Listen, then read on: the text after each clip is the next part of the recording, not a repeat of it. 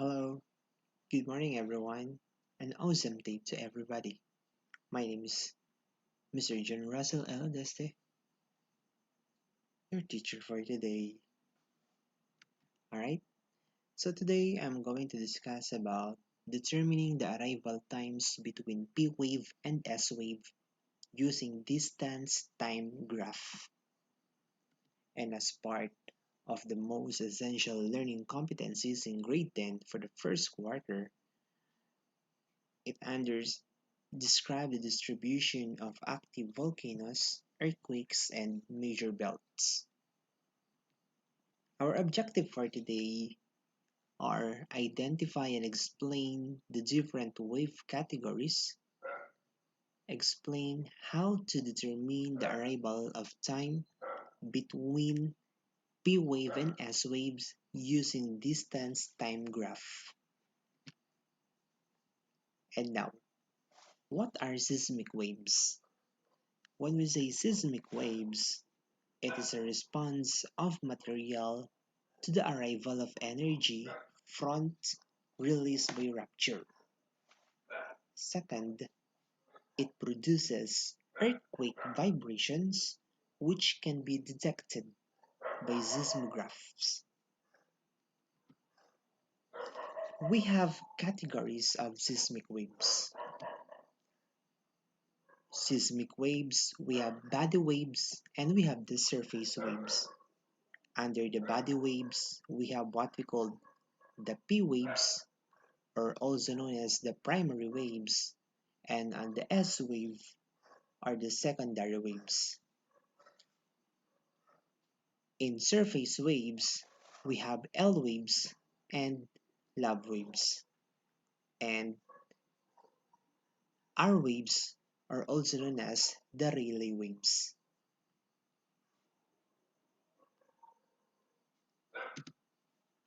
When we say body waves, it is a primary waves, or also known as the P wave. It waves having a longitudinal or a compressional wave, and it travels in all media.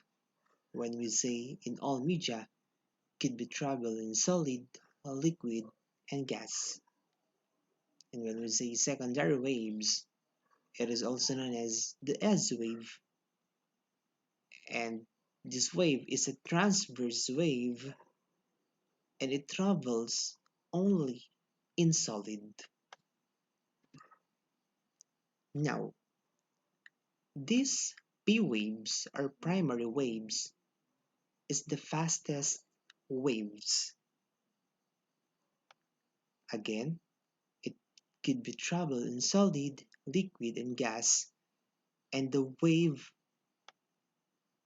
is a compressional, and the material movement is in the same direction as wave movement. Example, this one and this one. It is the P wave or the primary wave, the direction of wave movement. It is a compression, there is an expansion. So we have the compression and also we have the expansion here. So it is like a slinky toy.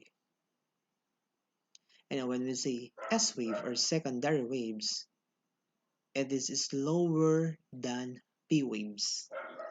It travels through solids only, and it is a shear waves where the move material perpendicular to wave movement. This is an example of the S waves. So as you can see, it is a perpendicular, or it is a shear waves or a transverse waves.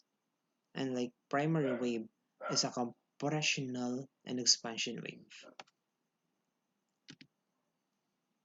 Now, to determine like this, the P wave represent the yellow lines and the S wave represents the black lines. For example, this is the epicenter. So as you can see, the P waves or the fastest wave, it could travel in all media.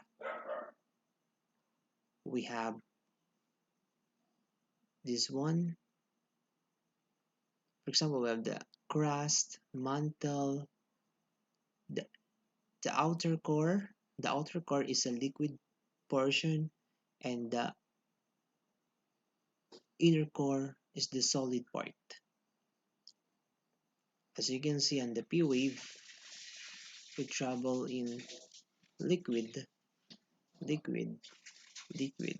And also, if you could see on this P wave, you could travel in liquid part, and also in the solid part. Because according to the definition, it could travel in all media and to the other mantle.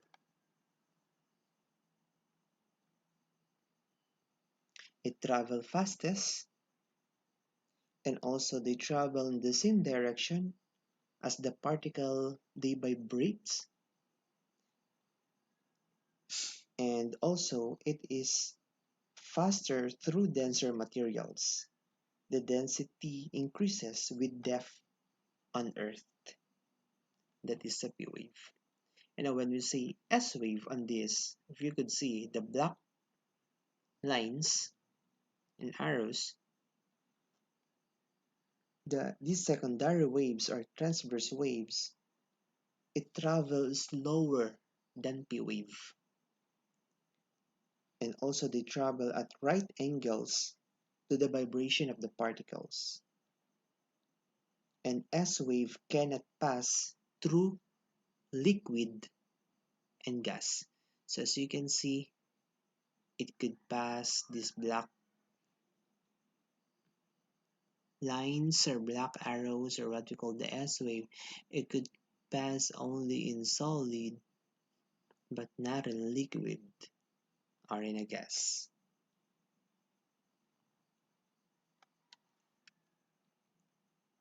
And also it travels faster through denser materials. P waves will always reach the seismograph first because they travel faster, and S waves travel only through solids. But as you can see on here, we have what we call the shadow zone, the P wave shadow zone. And what does it mean? It is the area of the Earth from angular distances of 104 to 140 degrees from a given earthquake that does not receive any direct P waves. The shadow zone results from S waves being stopped entirely by the liquid core and P waves being bent by the liquid core. Right? Next, when we say the surface waves are the R and L waves, R means Rayleigh waves and L means love waves. Surface waves means traveling just below or along the ground surface, and it's slower than body waves, and it movements either rolling and side to side, and this wave could damaging the buildings. When we say L waves or love waves,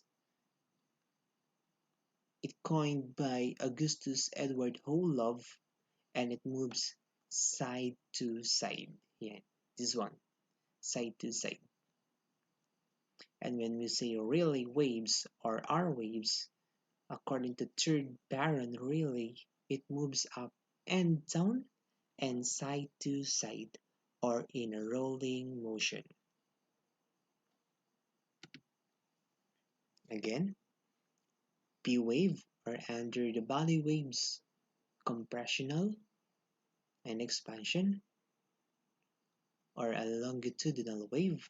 When we say S wave, it is a transverse waves, and the movement of L waves is the side to side, and the relay waves, it is side to side, up and down, or a rolling direction, or a rolling movement. Now, how is an earthquake's epicenter located? Look at this. We have the seismic wave behavior. P waves arrive first, then S waves, then L and R waves. The average speeds for all of these waves is known, and after an earthquake, the difference in arrival times at the seismograph station can be used to calculate the distance from the seismograph to the epicenter.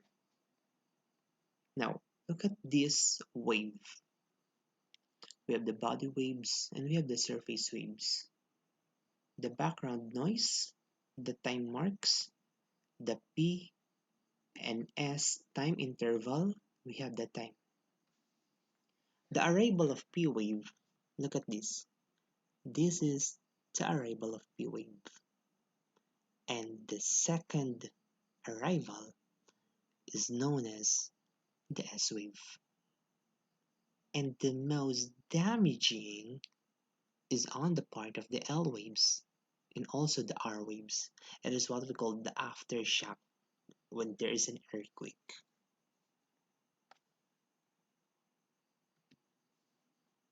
And this is what we call the distance time graph. We have the P waves and we have the S wave. The farther away a seismograph is from the focus of an earthquake, the longer the interval between the arrivals of the P and S waves. How is an earthquake's epicenter located? We have the three seismograph stations are needed to locate the epicenter of an earthquake. A circle where the radius equals the distance the epicenter is drawn. The intersection of the circles locates the epicenter. So as you can see, we have the three seismograph station, one, second, and the third. Using the compass, for example, the B is the Berkeley, the D is the Denver, and the NY is the New York. Where is the epicenter, or where these three circle intersects? It intersects here. Now this is the epicenter. Alright? Now look at this class. We have the distance time interval, and this is what we're going to do to interpret this kind of wave. Alright? We have the first P wave and we have the first S wave, the body waves and the surface waves. And the interval is 1 minute, the earlier to the later. Now let us determine. We have 1 minute, this one, 2 minutes, third, fourth, and fifth. Therefore, to get the time difference, 5 minus 1, we have 4-minute intervals.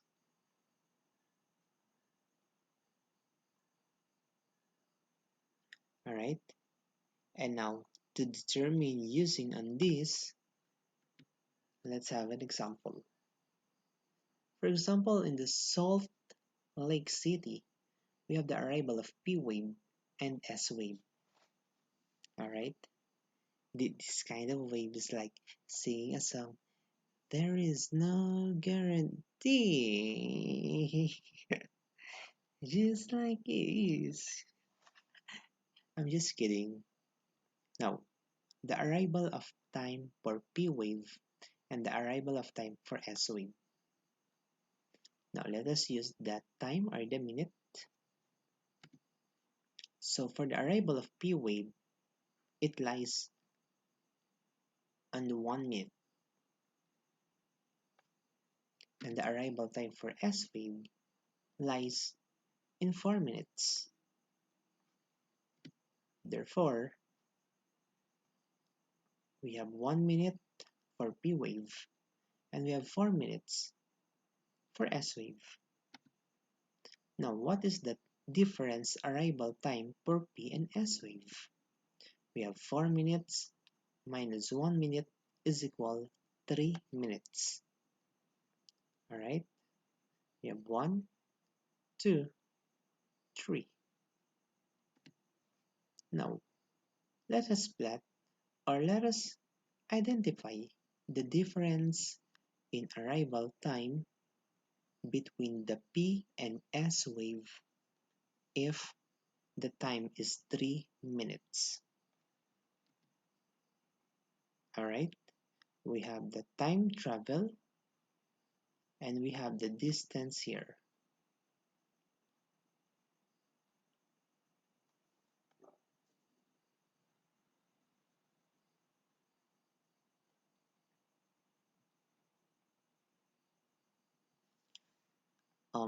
If you could see on this, since 3 minutes, we have the epicenter distance. We have 1, 2, 3, 4, 5, 6, 7, 8, 9, 10. But this one is equivalent times 10 to the third power kilometers. Therefore, 1 means 1,000. 2, 2,000. 3 is 3,000 kilometers. And this one is a 1 minute, 2 minute, 3 minutes, 4 minutes, 5 minutes, so on and so forth. Now, if that one is 3 minutes, so this one, it lies on this 3 minutes from 0, mark 0 to 3.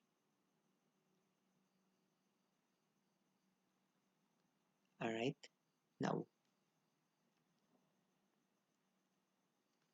what is the distance if the P and S wave time difference is 3 minutes? Is that 0 kilometers? No. It lies on that? No.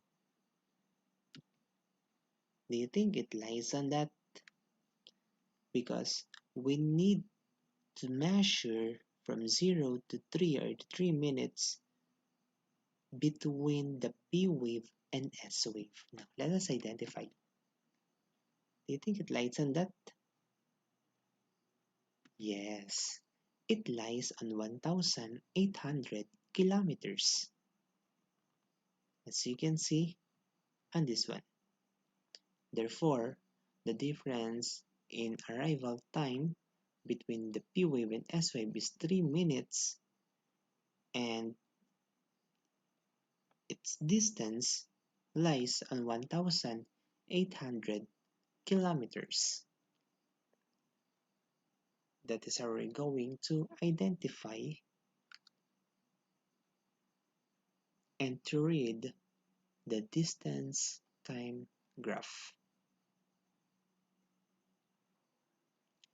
Alright, therefore,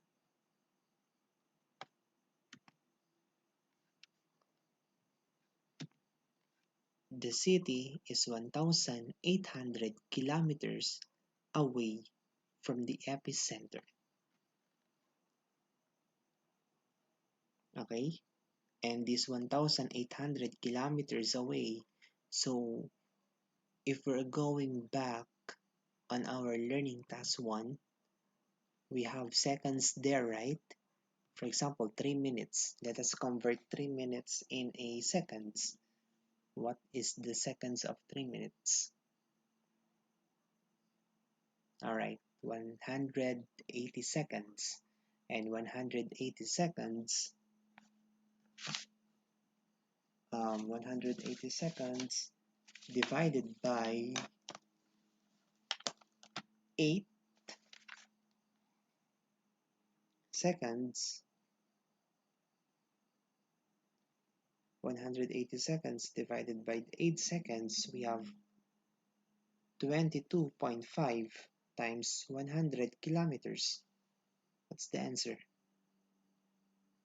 Alright, 2,250 kilometers.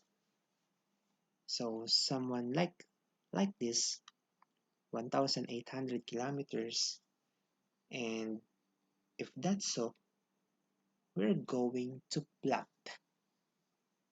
that epicenter using a compass. Alright, that's all. Thank you for listening and God bless to everyone. Thank you.